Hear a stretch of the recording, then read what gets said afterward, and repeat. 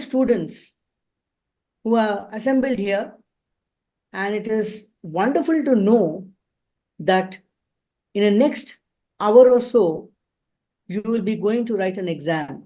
I have spoken to a cross-section of students across the country, but I should admit, this is the first time I am addressing a group of students who are listening and who will be heading to go write an exam soon after. So pat yourselves for, having so much of confidence and, being so creative. Now, we are talking today, the topic is about creative writing, right? Let us do one thing. Before starting, I want some students from this group who are here to describe the place that you are sitting in, not in sentences. Just come up with few words. Anyone can raise your hand and one each word can be given. Good afternoon, sir. Good afternoon. This room is, I would like to describe this room with the word colorful. Okay. Colorful is the word. Wonderful. Next. Please. Good afternoon, sir. I would like to describe this room as calm. Calm. Okay. Good afternoon, sir. I would like to describe this room as a pleasant. As pleasant. Okay. Sir, I would like to describe this room as a meeting room. As As a meeting room. meeting room. Okay. Good afternoon, sir. I would like to describe this room as peaceful. Okay. Good afternoon, sir. I would like to describe it as a huge. As huge. Okay. Good afternoon, sir. I would like to describe this room as cool. As cool. Yes, sir, because the ACs are running here. Okay. Okay. Wonderful. Since we are talking about creative writing, okay, we'll just make few sentences with the words that all of you have shared with me. Right? Now, we can, to make it creative and to make it colorful and to make it interesting, I would want to use an analogy with flowers and a garden to describe the words that you have come up with to describe your place that you are in. There is a reason behind this. The reason is the story that we are going to talk about today is based on flowers. Okay? Now, let us, I'll just give you one or two lines, okay? Let us say, it was a sea of color in green and white. Why am I saying a sea of color in green and white? Can anyone tell me? Raise your hand and tell. Yeah. Can you also tell me your name? My name is Kadishita. Yeah. Sir, I think you have compared it with because our uniforms are white and green and we are so many.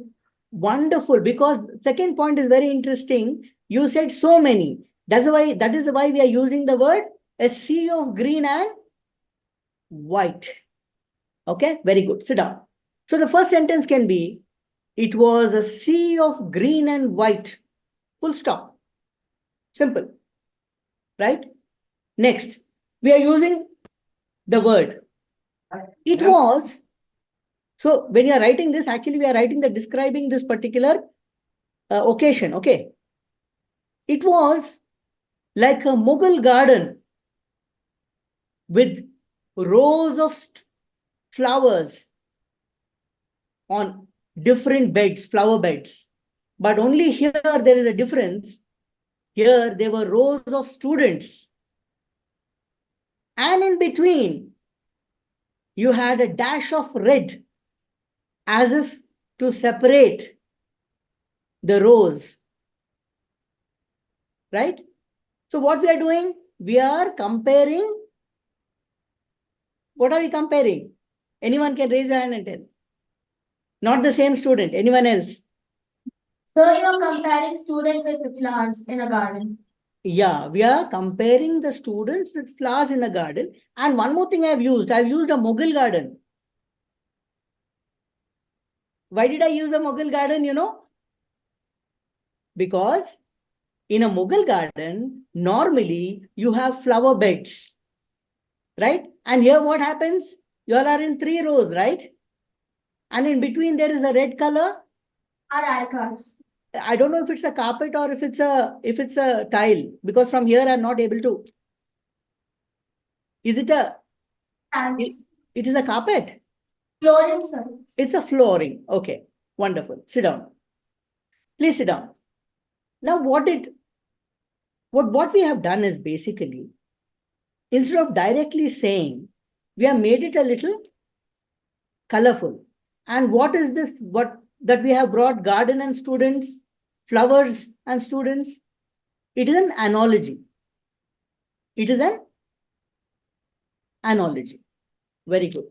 See, today I am going to introduce a wonderful story by one of the greatest writers.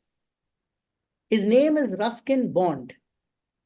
And the name of the story is Goodbye, Miss Mackenzie. It is a wonderful story between an old lady and a young boy.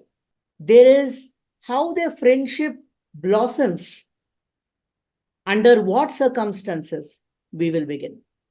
Before that, can we have the first slide, sir, Fanindra sir, or Charan after this? Yes, sir. Yeah. Now, students, will they also be able to see, sir? The students? Students, give thumbs up if you are able to see. The slide? Yes, sir. They are able to see, sir. Wonderful. We can see the thumbs Wonderful. up. See, the most important thing when you start writing is, especially in creative writing, you have to have a subject. Now, this subject can be anything. Like I told you today, this morning, few minutes ago, what did we do? We also described the place you are there, isn't it? So there is no limit. You can create a story. You can come up with a wonderful story or content on anything under the sun. It could be a tree, a wonderful tree in the corner of a road. Or it could be an old man or an old lady or even a young person selling something in a corner of a street or in a market. Or it could be a person who's probably coming to your house and working in your house for more than 10, 15 years, and you build a bonding with that person. Or it could be your own school on friendship. Anything, practically anything. There is no limit. Can we go to the next slide, please? Yeah, this is the slide. Can you see, students? Wonderful. Now, what happens is most of the times, this is the golden rule. Please make a note. This is the golden rule in writing. Who, what, where, when, how, and why. Now, what happens is when you create a plot, if you do not know these particular things are not there with you, you will be missing out on creating a good story or developing a good content. Not only a story, if it is even a feature writing, a newspaper article, an essay, Practically any content has to have these components. Is that clear? I repeat once again so that for the benefit of some students who might have not heard or had the time to make a note. It's very important when you create content, before creating a content, you should have a plan. And for that, you should have an idea. In the first slide, we spoke about an idea. And now, when you have that idea, to develop it, you need to know what, where, when, how, who, and why. Can we go to the next? So now we are getting to the story. Students, for your information, at the end of the session, all of you will be given a printout of this story, and we will also give you an assignment. So now relax. Now there is no need for you to, make notes. Just listen and enjoy yourself. See, this is a wonderful story by Ruskin Bond. Ruskin Bond, I want to talk about Ruskin Bond for a few minutes, maybe 1 or 2 minutes. Ruskin Bond lives in Mussoorie, actually lives in a place called Landor, which is above Mussoorie in Uttarakhand. He's well into his late 80s now. I think he's 88, if I'm not mistaken. He's not married. He chose not to marry. He lives alone with his adopted family, some of them who joined him a few years back to help him in his household chores, and now they live with him. I just want to share one small, joke about Ruskin Bond. Very, very witty man. He once went to Doon School to give a lecture, and one boy asked him, "Mr. Bond, why didn't you marry?" So he said, "I would have married Brooke Shields." Brooke Shields is a very famous actor. He said, "I did not marry because if I marry, she would have been called Brooke Bond." You know what is Brooke Bond? Anyone can raise your hand? What is Brooke Bond in India? Very famous product. Yeah? It's tea powder, sir. Yeah, correct. And the whole class was split into laughter. Reading helps you to also be witty, enlarges your vocabulary, and you will be able to play with words. Ruskin Bond was able to not answer the question directly by telling a joke. Right?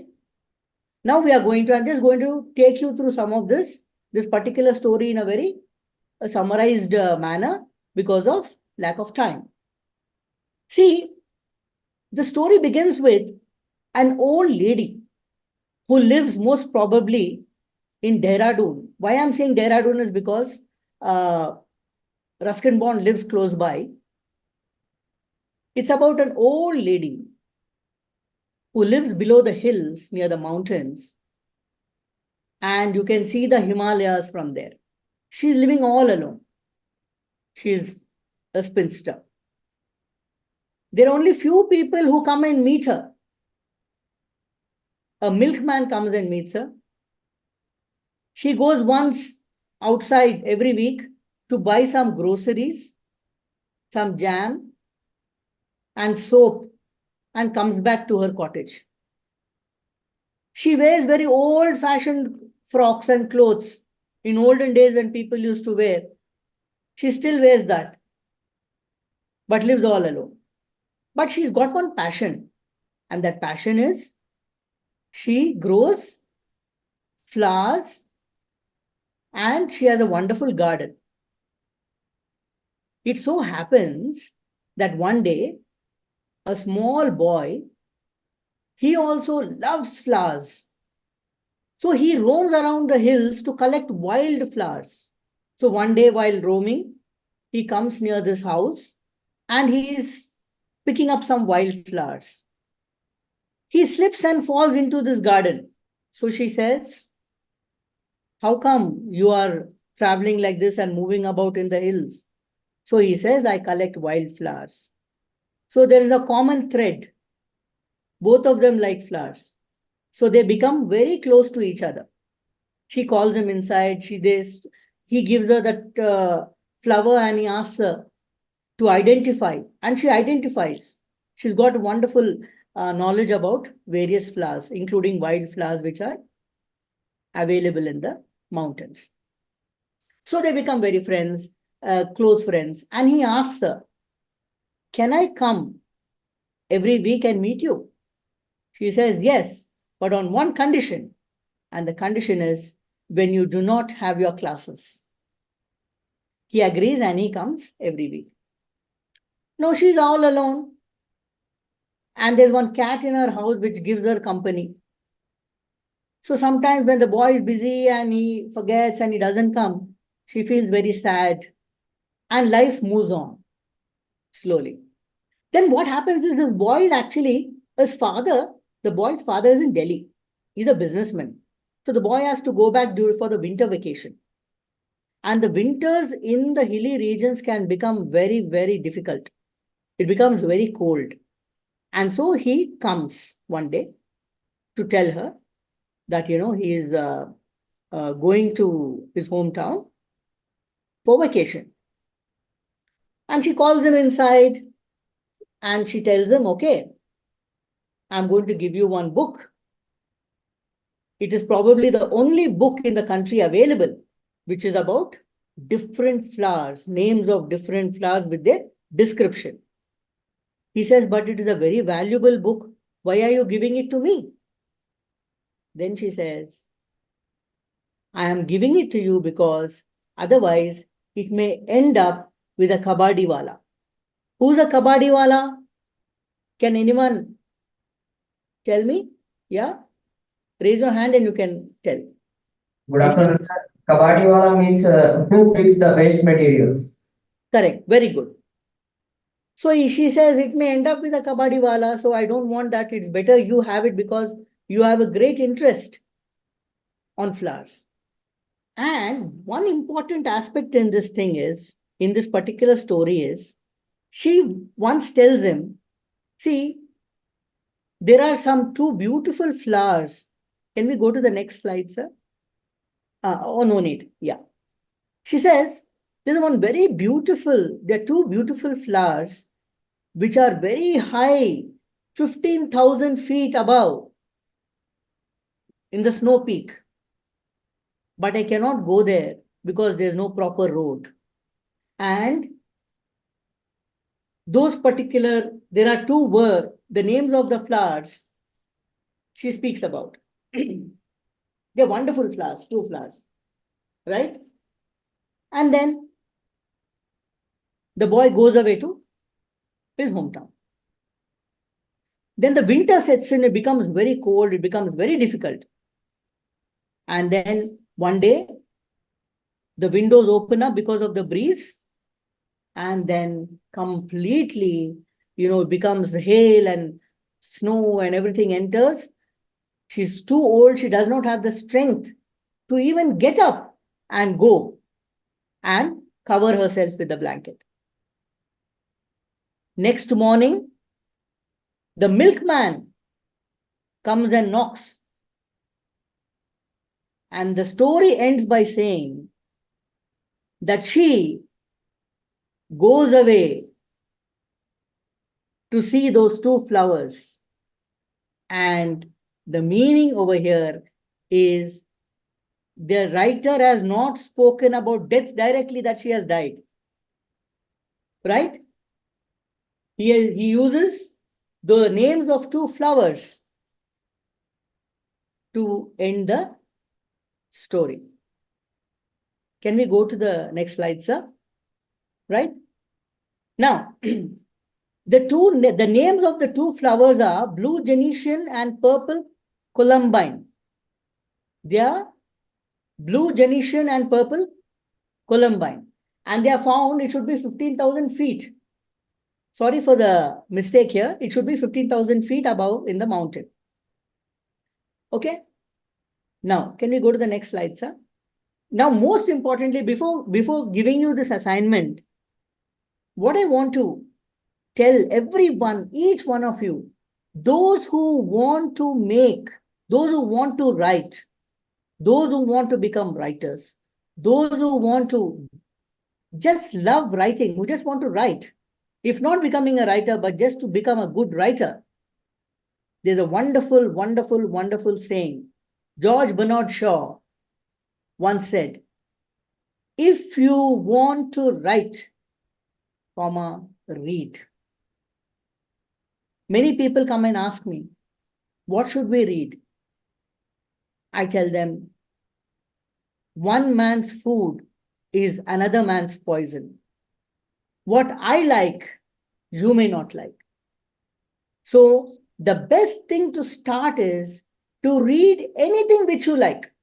Now, suppose you have some students who are deeply involved in sport, right? Now, IPL is around the corner. Many people would be watching it and they love to follow cricket. Read. Just read those sports columns. Just read sports news. Someone else is interested in technology. Someone is interested in gadgets. Start reading those. And luckily, there is so much of information available today, especially those people who do not want to buy books or who cannot afford to buy books. There are a lot of avenues on the internet for you to, source. I want now to give you, after this particular session, the story will be given to each one of you. Now I think you can please take your books and make these notes for the assignment. First point is, make notes on who, when, why, where, what from the story, okay? Second, this is the most interesting part. Read the first paragraph introduction, how Ruskin Bond introduces the name of the cottage that the old lady lives in. He directly does not say, she lives in Mulberry Lodge. No. See how beautifully he brings that. He first talks about the names of other cottages in the hills, how they were named in those days by the Britishers. And then he comes and introduces where she lives. Read that paragraph. Then, building the story. The second paragraph. How he builds the story. Now, as a reader, you and I will want to know, okay, she's an old lady, but what is her life? What does she do for a living? So he very clearly says in that, she gets a small pension, she is a spinster, very few people visit her. So he describes her life. That is the building the story.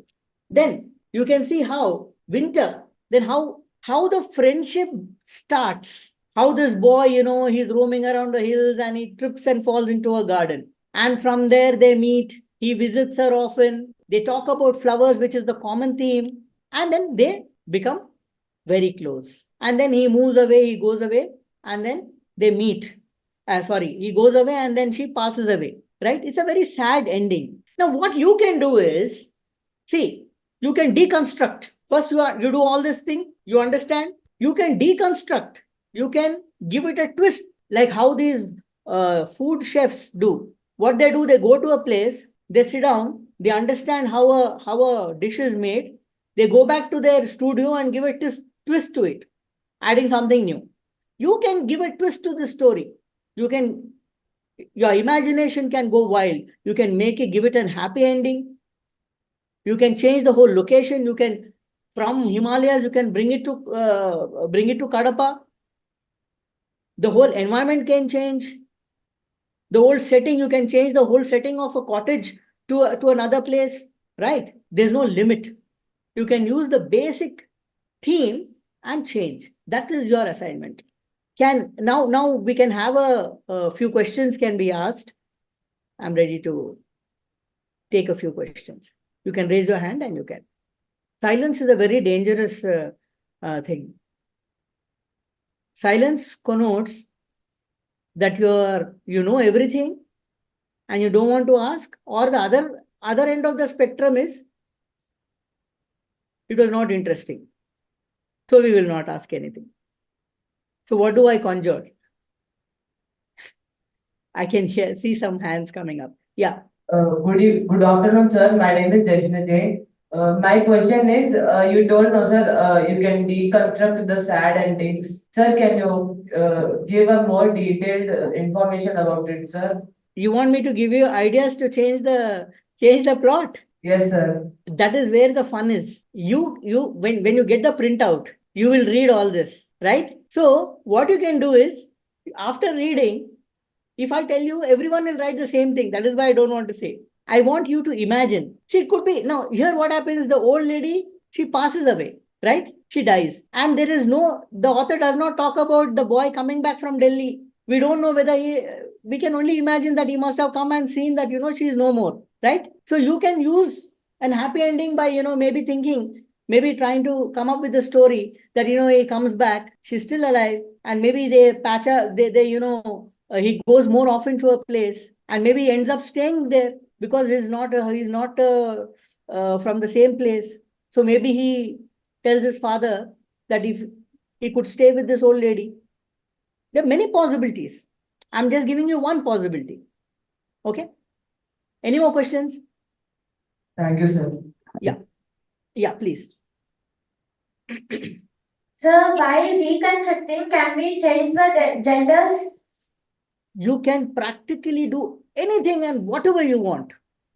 You can change the gender, you can change the location. Actually, if you change the location, it will be better because you will have to describe on your own. You'll have to start thinking. You'll have to start reading. And most importantly, remember, you can start reading enough. Only then you will get your vocabulary will increase. And you know what happens? You don't believe when you start reading, subconsciously the words register over here. And when you write, automatically the words will flow. You yourself will be surprised after few months. Now, suppose every day you read 1 hour. You will not believe after 6 months when you write, you yourself you'll wonder, how did this come? How did these words flow? Subconsciously, they stick in your head. That is the charm of reading. That's why I said, if you want to write, read. Thank you, sir. Sir, how can we add a mystery while reconstructing? How can? We add a mystery. Mystery. Why not? Now over here, it is not a mystery novel. It is a short story, isn't it? But you want to add mystery. Here, there is a slight mystery that the boy is not coming back. The author does not say he's coming back, right? So you can use your imagination and give it a twist. There's no problem at all. You can do anything, right? So, Fanindra, sir, Yes, sir. now I leave it to you because you're the best judge. How many days time will you give them to? Because they have the examinations. So when will they finish the assignment and how you all will take it forward? You can. And very importantly, each one of you, because it's only a 1200 word short story, right? It will not take you more than maybe 10 minutes time to read it. I'm sure you'll enjoy it because the ending is just wonderful. The use of those two names of the flowers, right? Yes, sir. It's just incredible.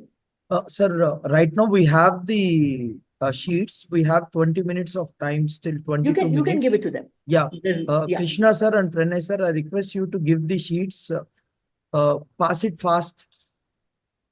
Hemant, try distributing the sheets fast.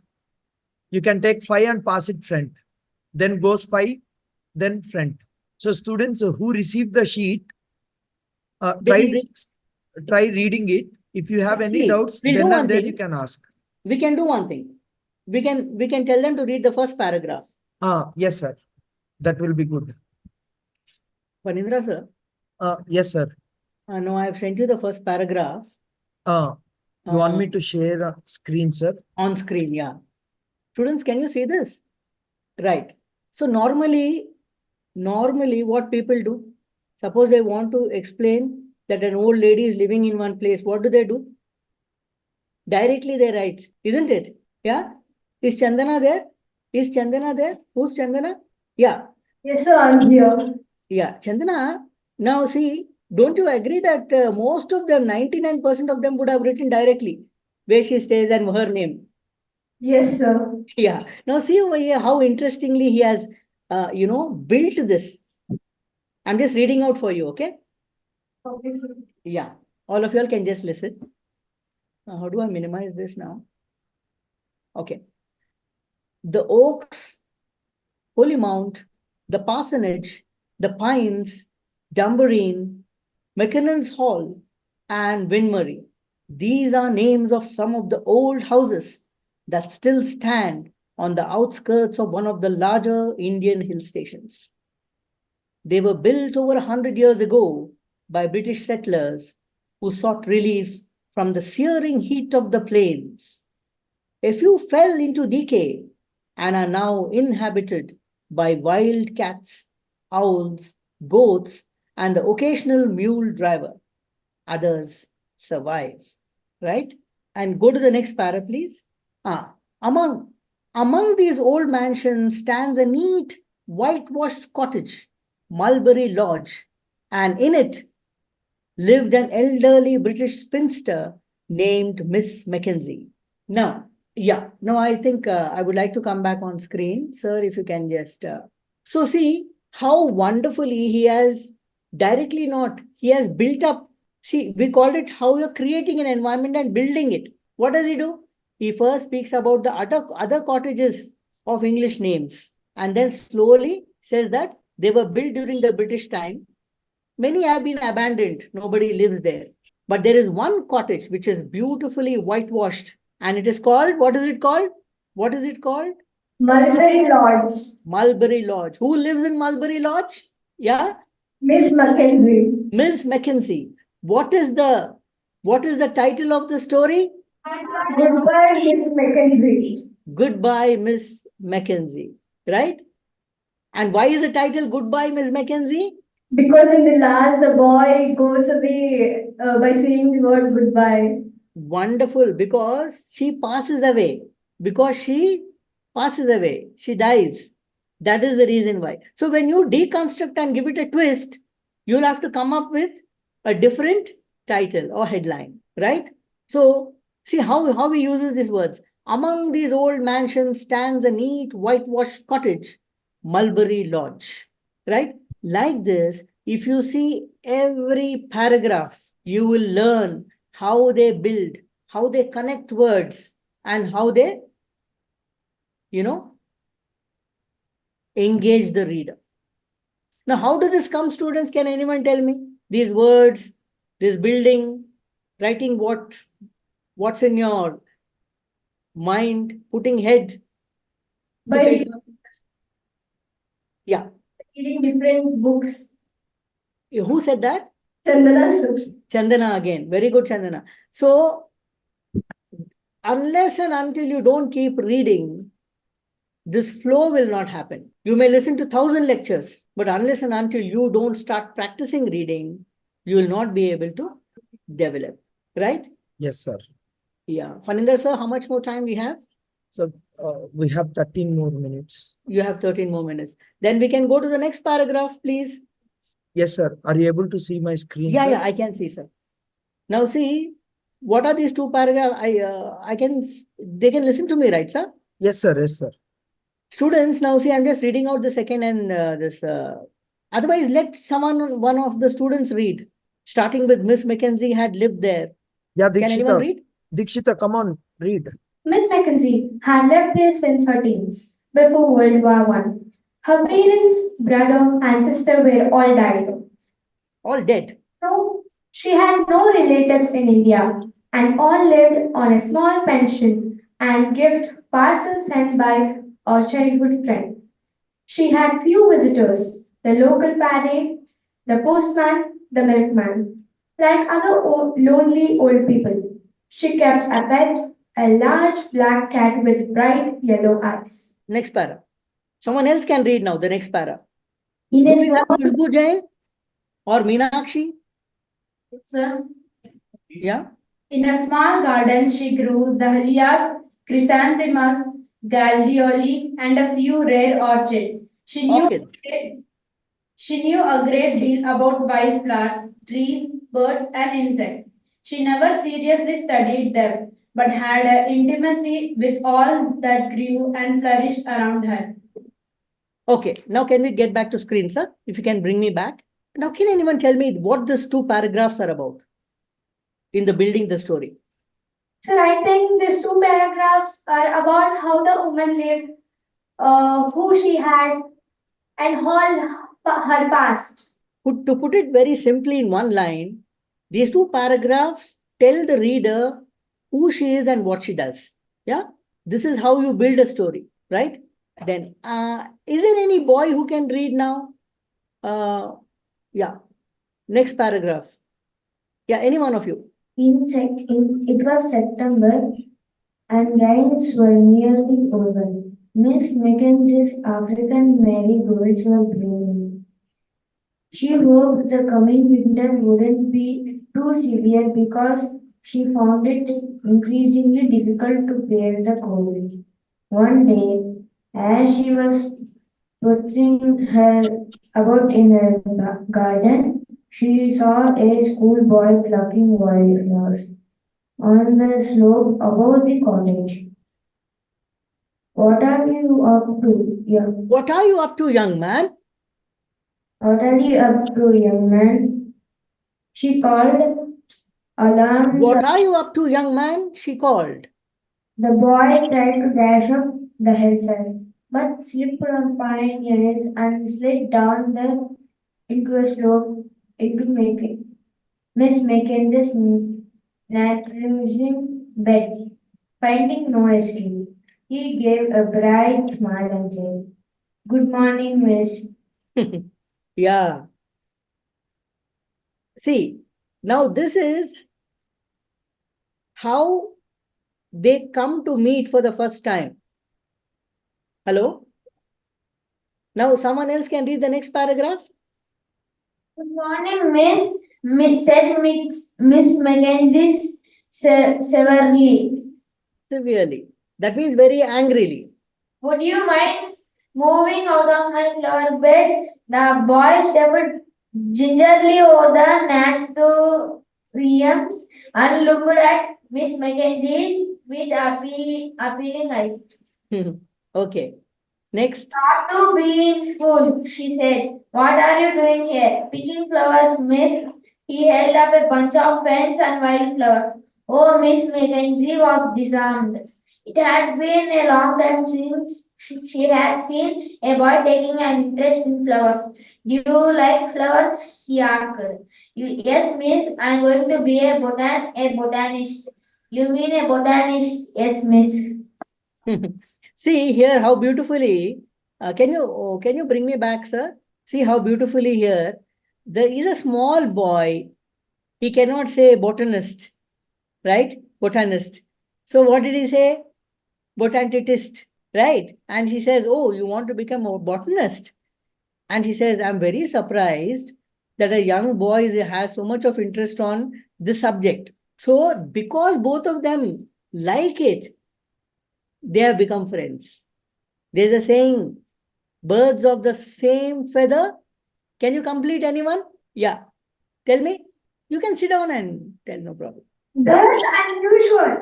Do you know the leaves of this flowers? This is a buttercup, he said, showing her a small golden flower. But I don't know what this is, he said, holding out a pink flower with a heart-shaped leaf. It's a wild begonia, said Miss Mackenzie. And that purple stuff is salvia. Do you have any books on flowers? Notice, come in and I'll show you one. Next, someone else. She led the boy into a small front room crowded with furniture, books, vases, and jam jars. He sat awkwardly on the edge of the chair. The cat jumped immediately onto his knees and settled down, purring softly. What's your name? Asked Miss Mackenzie as she rummaged through her books. My name is, and where do you live? When the school closes, I go to Delhi. My father has a business there. Oh, and what is that? Bulbs means flower bulbs? No, electrical bulbs. Ah, here we are, she said, taking a heavy tome from the shelf. Flora Himalayanus, published in 1892, and probably the only copy in India. This is a valuable book, Anil. No other naturalist has recorded as many wild Himalayan flowers. But there are still many facts unknown to the botanists who spend all their time at microscopes instead of in the mountains. Perhaps you will do something about that one day. Yes, miss.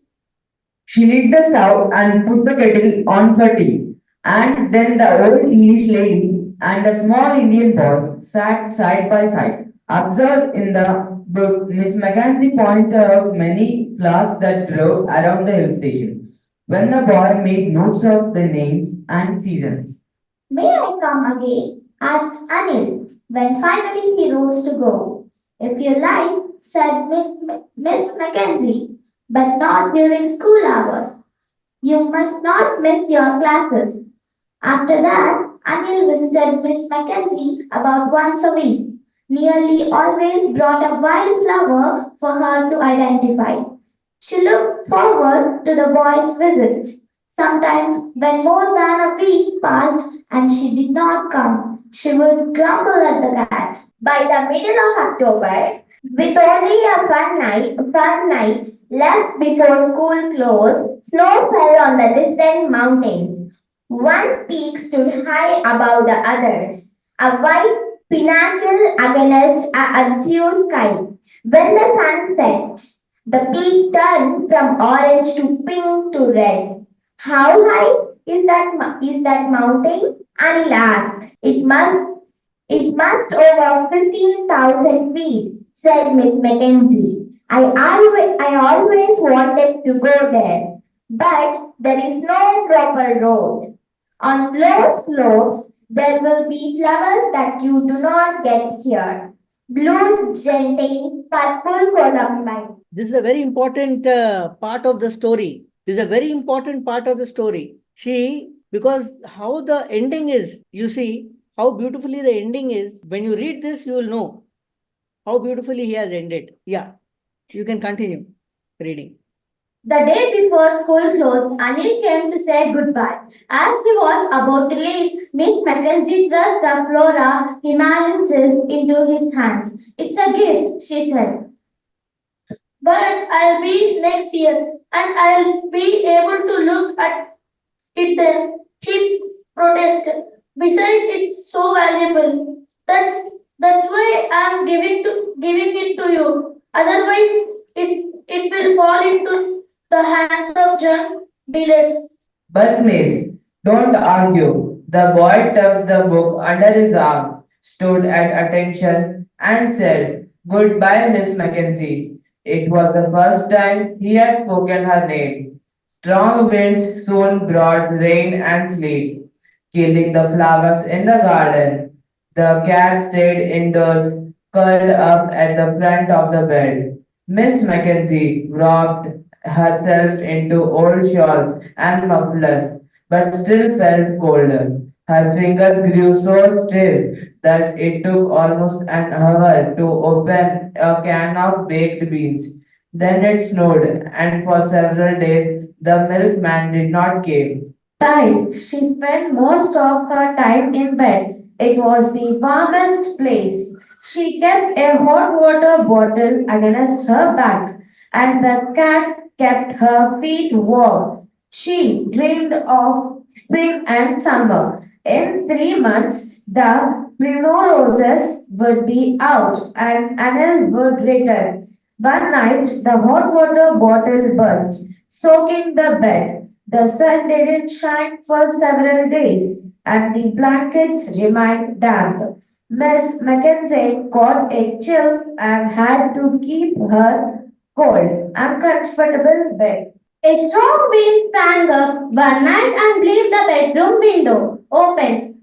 Miss Mackenzie was too weak to get up and close it. The wind swept the rain and sleet into the room. The cat snuggled close to its mistress' body. Towards morning, the body lost its warmth, and the cat left the bed and started scratching about on the floor. As the light streamed through the window, the milkman arrived. He poured some milk into the saucer on the doorstep, and the cat jumped down from the window still. The milkman called out a greeting to Miss Mackenzie. There was no answer. knowing she was always up before sunshine. She poked his head and in the window called again. Miss Mackenzie did not answer. She has gone to the mountain where the blue janitanian and purple find them. So the ending is very sad, but you can understand the skill over here of the writer. Instead of directly saying that she died, what did he say? Take the mic and answer, Nana Charan. She did went to a land that the rare flowers did, like the extinct flowers did, grow. The Come land again. which the land in which the extinct species of flowers grow. Huh. See, what instead of saying that she died, the last sentence over there, the author says that she has gone to the. I want you all to tell. I don't want to say it. Yeah, please. She had gone to the mountains where the blue gentian and purple columbine grow. So where did she go? The author says she went to the mountain, right? Where these grow. The meaning of here is a metaphor. What is it called? It is a Metaphor. metaphor. So he uses a metaphor to end this story.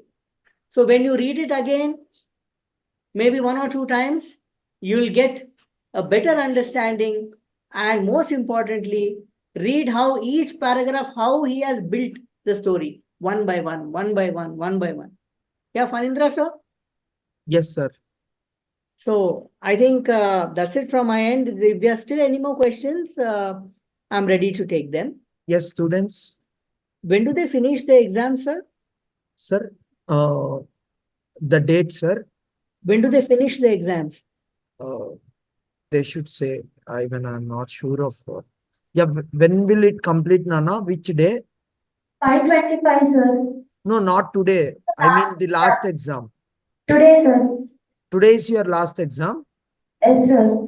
Okay. So you can coordinate, sir, with your staff. Yes, sir. And- Students, can I expect your story assignment by this Saturday? I want every one of you to write in your CT paper so that it will be very easy for us to file them. Okay, students? And Okay, before that, before giving it a twist, more importantly, you should read para by para and make notes, whatever I told you, so that you understand how it has been built up.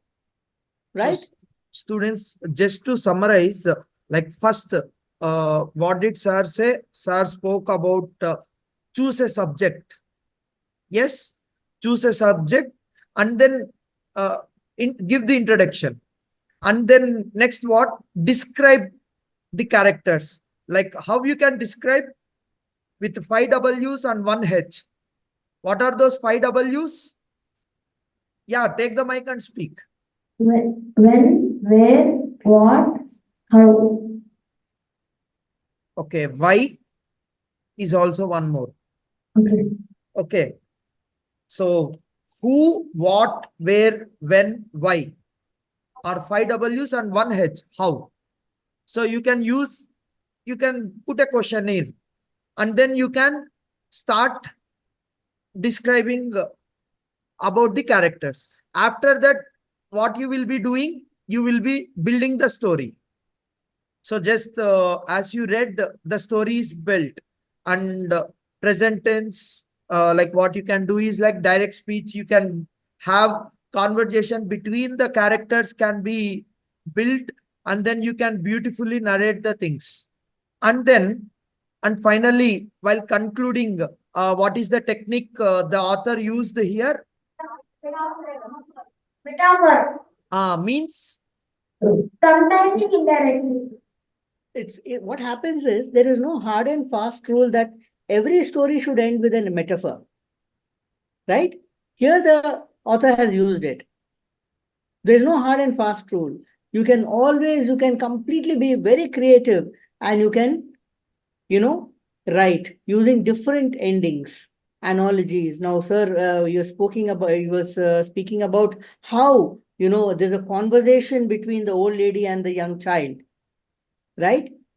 So over there, your punctuation should be very careful, right?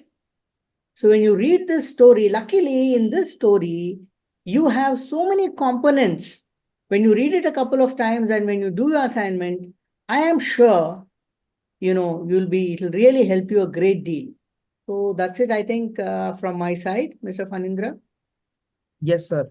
Students, one last time asking if you have anything that you wanted to ask, any doubts regarding the assignment, you can try asking it now itself. Yes, before we can, okay, there is one girl. You can come to the center and you can speak, Nana. So when we are writing a story, in which tense we have to complete that, like for the past tense or present or future?